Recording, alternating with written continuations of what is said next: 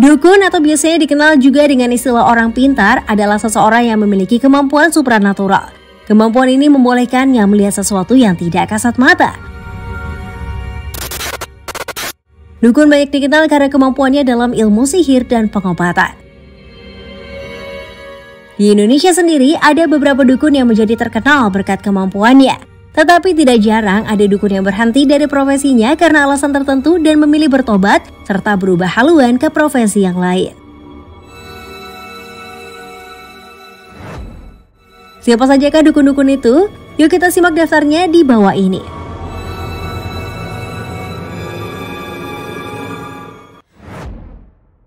Ki Joko Bodo.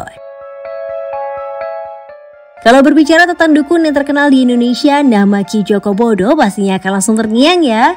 Ki Joko Bodo memang merupakan dukun yang tersohor di Indonesia. Dengan kemampuan supranaturalnya yang sakti, pakaian serba hitam, rambut gondrong, pengakuan bahwa dirinya diikuti oleh ribuan jin, hingga kediaman pribadinya yang diberi nama Istana Wong Sinting, sudah membuat nama Ki Joko Bodo melambung dan tenar. Masuk ya, mau masuk nggak? Yuk. Inilah Istana Wong Sinting. Istananya orang Sinting seperti yang diproklamirkan oleh si empunya, Ki Joko Bodo. Nah inilah lemari-lemari kami, lemari-lemari jimat. Simbol-simbolnya pun di sini saya tulis apa simbol-simbol pesugihan, simbol-simbol yang menakutkan.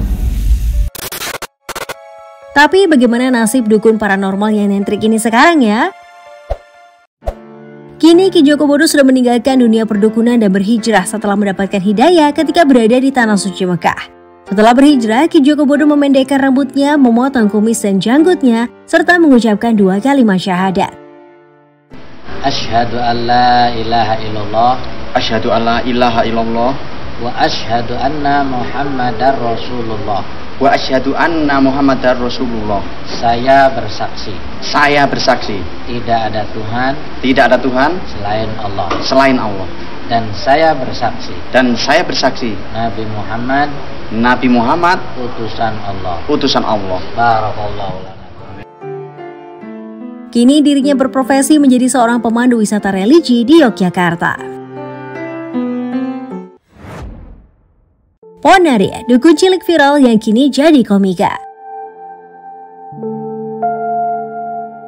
Di tahun 2009, publik dikejutkan dengan kemunculan seorang bocah yang dielulukan sebagai dukun cilik.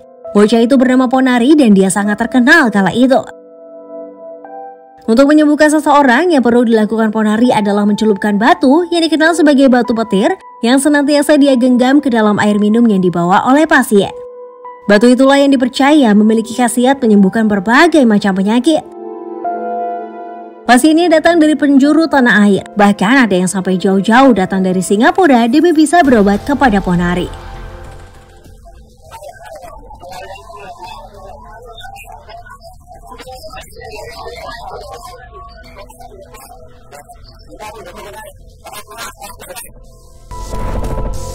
Lalu bagaimana sih kabar Ponari sekarang?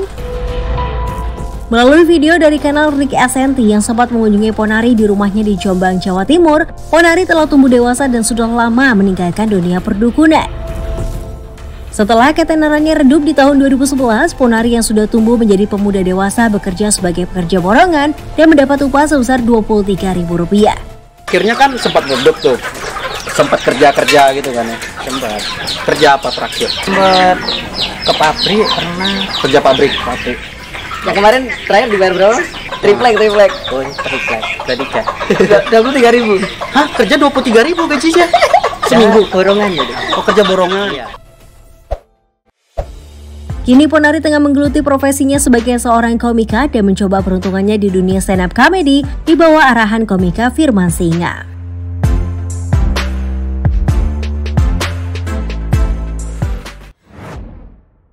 Ria Puspitasari, mantan dukun santet yang sudah bertobat. Melalui kanal YouTube pebasket dan aktor Denny Sumargo, seorang mantan dukun santet bernama Ria Puspitasari membagikan pengalamannya selama menjadi dukun santet. Berapa banyak orang nih yang akhirnya celaka nih? Gue ada banget dijawab gini. Ratusan lah ada. Ada yang mati? Ada. Hari itu dikerjain, malam harus mati. Ya udah gue kerjain langsung mati. Ria menceritakan bahwa dirinya pertama kali mendalami ilmu santet karena ingin memiliki ilmu kebal saat terlibat dalam tawuran bersama teman-temannya yang mayoritas laki-laki. Ria mempelajari ilmu ini di Banten dan diharuskan berpuasa selama 40 hari. Ria juga mengaku memiliki 2 jin sebagai peliharaan. Ria memutuskan berhenti dari dunia klinik saat dirinya merasakan sakit yang teramat sangat ketika doa Nabi Yunus dibacakan. Atas permintaan banyak pihak, Ria pun memohon maaf kepada semua orang yang pernah dia sakiti melalui ilmu santetnya dan meminta maaf kepada diri sendiri karena telah terjerumus ke dalam dunia perdukunan.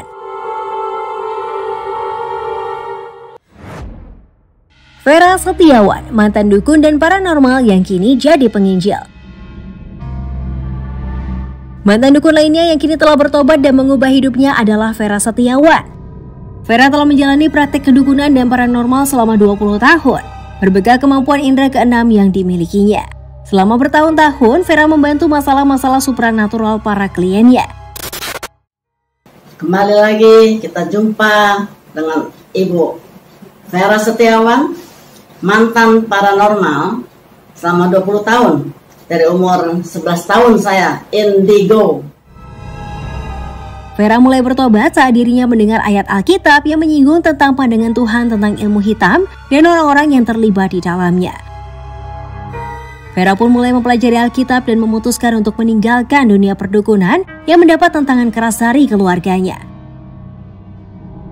Bahkan suaminya sempat mengancam akan bercerai apabila Vera tetap bersikeras meninggalkan dunia perdukunan.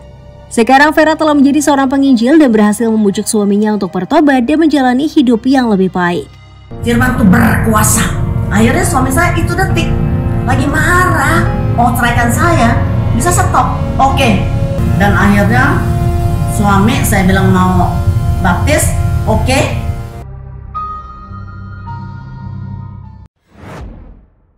Daud Tony, dukun santet sakti yang kini jadi pendeta. Supaya orang itu sakitnya pindah-pindah kayak boneka gini kan, jadi itu benda dibacain mantra kirim terus kena kepalanya pening gitu kan. Terusan buat orang itu sekarat itu mati ndak hidup ndak, itu sering. Saya tidak suka ya lakuin semua, tapi saya punya batas, tidak boleh. Saya buat orang stres mati aja udah gitu. Daud Tony merupakan mantan dukun santet yang mengaku pernah bekerja menjadi dukun bagi mantan Presiden Susilo Bambang Yudhoyono. Kemampuan Daud Tony sebagai dukun santet dikenal sakti mandraguna. Tetapi sekarang Daud Tony telah melepas profesi dukunnya dan meninggalkan dunia klinik itu setelah dirinya bertemu pendeta Gilbert Lumindong dan tidak sadarkan diri selama 1 tahun setelah mencoba memantrai pendeta Lumindong dengan ilmu yang dimilikinya. Dirinya bisa sadar kembali setelah didoakan oleh para jemaat gereja. Hidupnya pun berubah dengan dirinya bertobat, masuk sekolah Alkitab dan menjadi seorang pendeta. Manusia lahir tidak bisa memilih. Manusia mati hanya membawa iman dan perbuatannya untuk dipertanggungan jawab di hadapan Yahweh Yeshua HaMashiach.